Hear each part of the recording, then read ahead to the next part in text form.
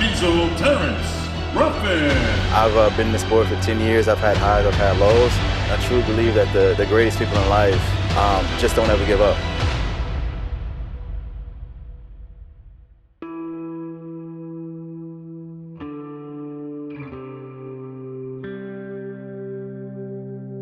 I've been in sports all my life. I've also been an artist all my life. Those are the two things I've always done. My mom kept me very busy. There was a saying in our household, an idle mind is a devil's workshop. So meaning if you're not doing something, you can be led to do unproductive things. At 17, I joined the Air Force. I went out for Special Forces.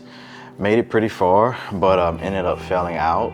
The Special Forces was like the first failure as a man, and that was a big moment in my life. You fail as a kid, but your parents are there, it's not a big deal, whatever. To come back and try to beat that, I knew I needed to gain some muscle.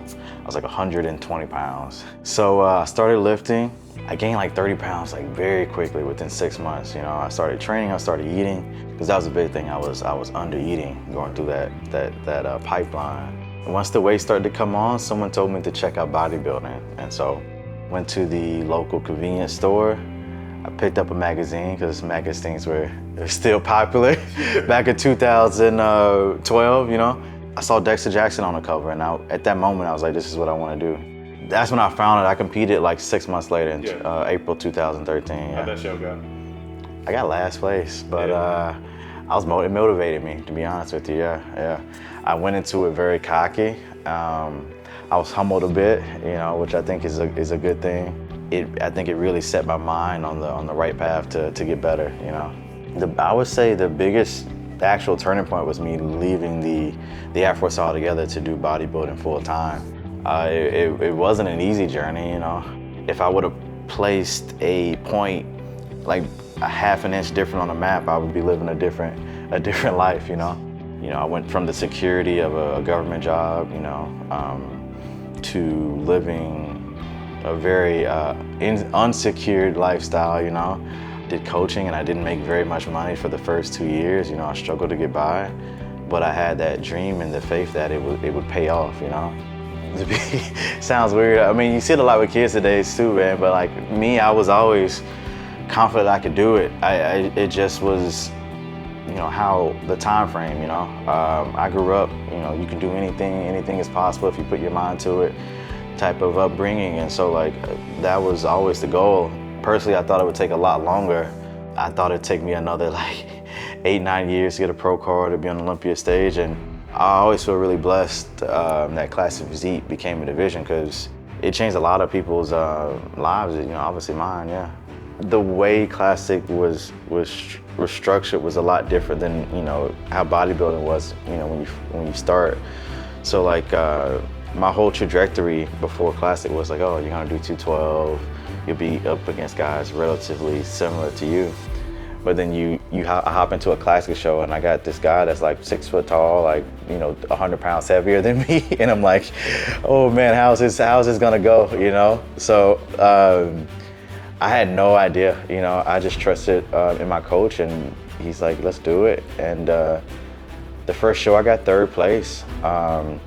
Breon took first, and I was honestly very happy. I was top 3 in my first pro show. It's good. I've been competing with Chris, his entire career. I was at his first show as a pro, which I think was my 3rd or 4th one. And I've seen his career, and to be honest, obviously he had his own trials and tribulations, but overall, I think he's a great example of how to get things done and done properly the first time, Whereas with me, I've had some major hiccups on and off. I've been close to that mountaintop place in 2nd. I've dropped down, quite a bit, and now I'm back on the rise again. And ultimately, I think I want my legacy to be it's never too late to reach your goals if you keep trying and you never give up. Everyone's saying since Chris is gone, it must lit a fire under you. And I was like, no, that wasn't it. I've always had a fire lit, no matter who's there, because it's always my opinion. Anybody can be beat, and everybody has been beat. That's the biggest thing. No, there's no nobody on that stage that hasn't took at least one loss. So, you know, in my mind, it's anytime is possible. And you know what does it say? Luck is opportunity. Preparation meets opportunity. You know, so you always got to stay prepared, man. You never know.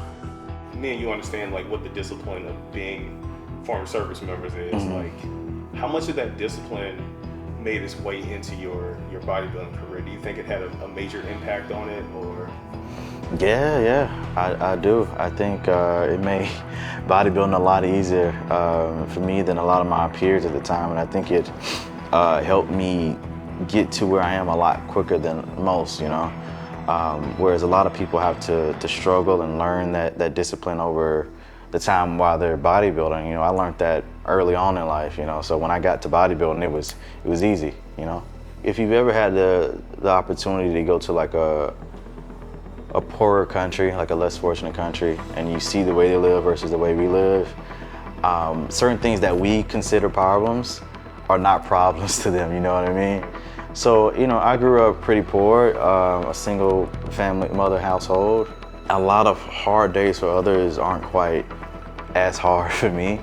I've been through a lot of life, you know, I'm still young, but once you've been through a few things in life, you realize like nothing is permanent, like no hardship lasts forever. You know, if you could just make it through that storm, you'll see those brighter days.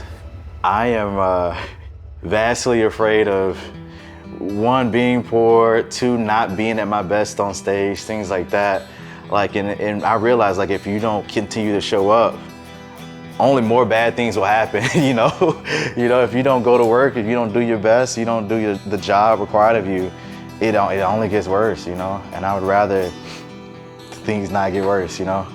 It was funny, the song that I guess made me popular, Survivor, I feel like that's very close to home, where, you know, there's only one other guy still competing that was in Classic that first year it came out. I feel like that's been a lot of my career, is finding ways to adapt and survive and to continue to thrive in the sport. I think that's one of the gifts I've been given in life, is to find ways to make things happen. I think a lot of people, when they're in the position that I am, they become very self-centered, which isn't necessarily a bad thing. You need to look out for yourself first before you look out for others, but typically when they get to this point, like, they just completely forget. And you know, I think there's a responsibility as someone at my level, where you kind of have to look out for the future of the sport, you know? Whether that is mentoring the younger guys, even though they're your competition, you know, you still want that sport to be better over the, you know, as it grows. Also making the right decisions in every aspect of your life, whether it's being that shining light for the new competitors when it comes to business, or how you conduct yourself out in the real world. I think it's important, you know. I always say that you should leave something better than how you found it. So that's my ultimate goal, you know. I found out something about myself, and I think it's true for a lot of people in general, is like, for me personally to be fulfilled in life, I need to be progressing or doing better in some aspect.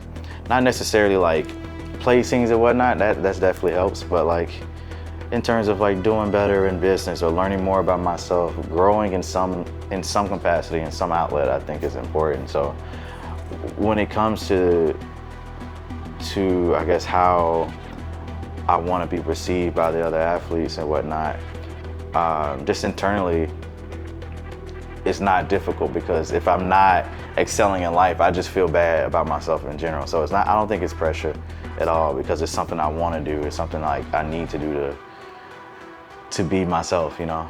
You know, going into this Olympia, you know, everything's all relative. Like I know I'm a popular, you know, athlete, but in terms of like some of the other guys shooting for the title, you know, not the favorite or not the most popular going into the show. My ultimate goal is like, whether or not they are your favorite athlete, or you identify with them more, I personally believe that like what I'm fighting for this Olympia is like to show people and remind people you can be the underdog and win. You can be a little less popular and win as long as you bring your best. And that if you've ever struggled in life, if you felt like you've had to work 10 times harder than the next guy, that it's still 100% possible to win, to be the best, yeah.